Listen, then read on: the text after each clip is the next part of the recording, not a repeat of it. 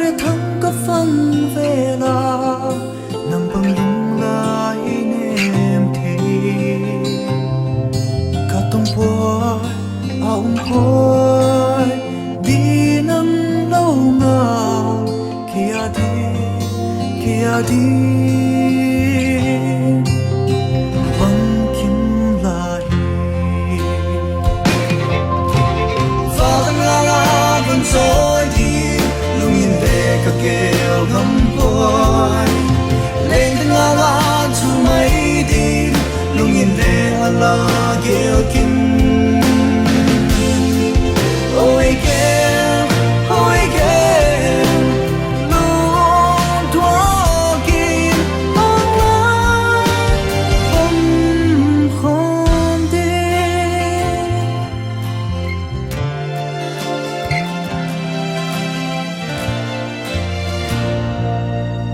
lungsiatnu tiamsa Thimthu zatam te kha chung khuanu'n sam sui hen la ka nga Kei anglai Sangneo ti mi ka don se ka don hi khuanu'n kya nga vawnchawi lungin le ka keo ngam puai Leng chu mai di lungin le ala keo kim ôi keo Lungtuak in anglai khawm de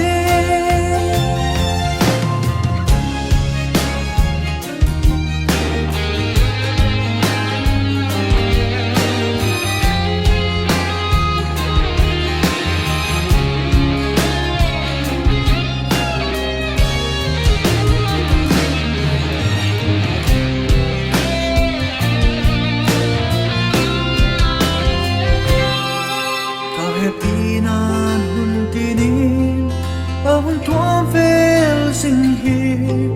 itiam ginnum na te to milkino milovi khoi bonin le Kei A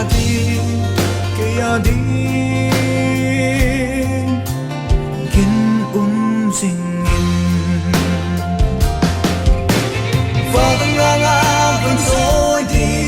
lungin le ka keo ngam puai Leng